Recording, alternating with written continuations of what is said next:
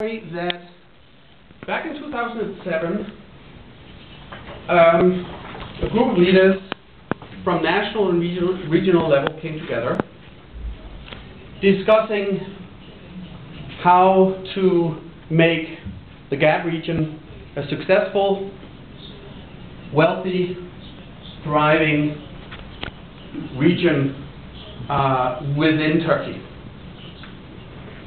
And what it says was that when it was first started, there was agreement on a surprising long-term policy, which was captured in the phrase that the GAP region, the cradle of civilization, had committed itself to become world leader, unconditional world leader in renewable energy and organic produce. The reason these leaders gathered in 2007 had decided on this was that they realized on the customer side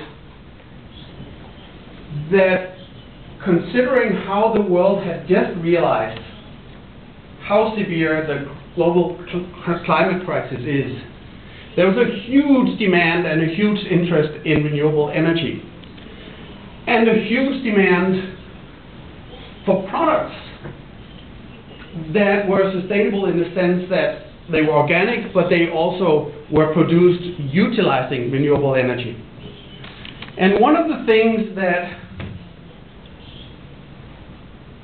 the leaders, when they met back in 2007, had focused on was that due to far-sighted and foresighted investments in hydroenergy in that region, there were unique conditions for creating the world's first 100% renewable energy region. Doesn't exist anywhere, but can exist in GAP. A unique possibility. And also because, thanks to Mesopotamian forefathers who created the first civilized society, and who therefore also created the world's first human-caused ecological catastrophe, there were plenty of land in Mesopotamia that had never been destroyed by chemical agriculture, and was therefore virgin ready for organic produce. And based on this insight and this vision, a number of actions were taken. And I won't mention all of them, but I can mention a few. There were a lot of actions to grow and market organic food produce, and market that very much through the alumni network in high-end markets, and thinking branding, and branding it as cradle of civilization, organic, renewable. Based on a little coincidence that a few weeks before these leaders met, two young women of Turkish descent,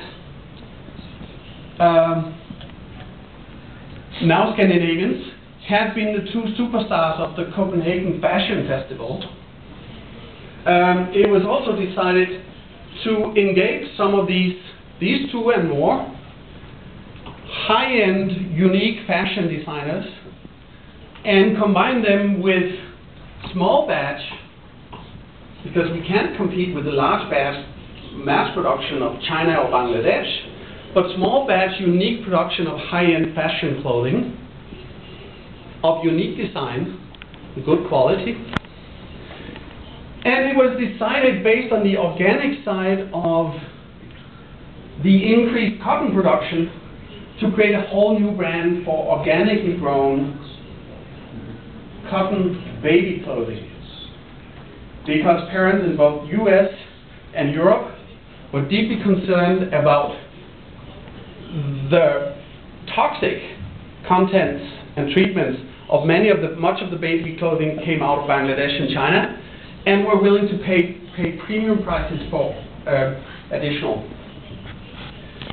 What more happened?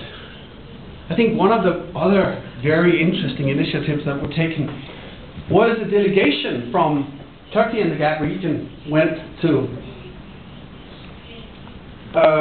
visit first BP and then University of Berkeley.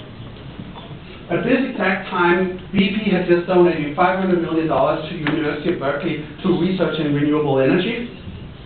And it turned out that University of Berkeley needed, for the renewable energies they developed, needed an implementation and a test lab, full-scale, real life, that could test not in well-developed, fully built grid, but in basic, two-thirds of the world conditions. How do we deploy these newly research-based renewable energies? So not only was there the hydro, but all the latest innovation in sun and wind were implemented as part of BP, UC Berkeley, and big US Foundation development work were implemented in this region, which made it possible to become the first 100% renewable energy region in the world. Which, by the way, gave rise to a number of industries that ended up exporting some of these energy technologies to a large number of other third world countries.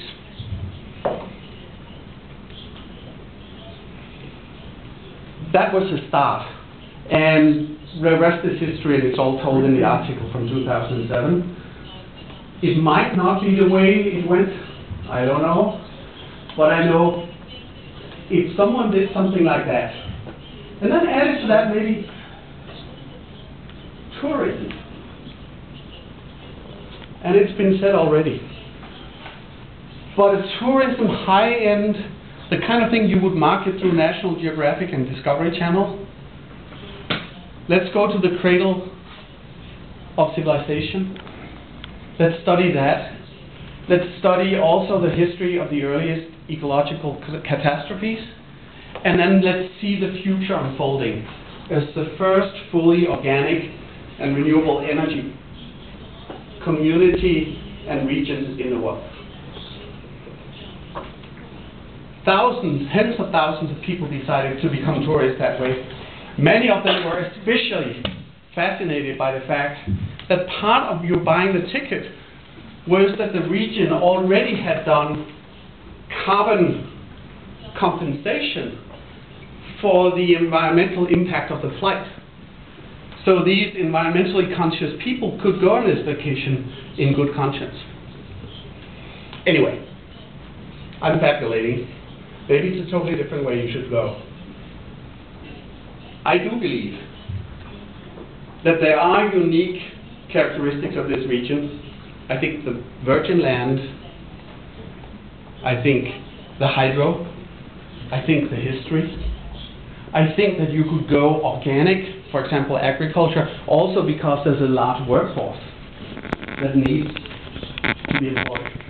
I think you could brand all this and thereby create something that's visible globally, as much as Bangalore is visible globally, and create something that has all the chances of being a huge global competitive success. My appeal to you, all of you, is in the discussions you have now and move forward. Doesn't have to be this vision. Whatever vision it should be is one only you can decide and the people in the region.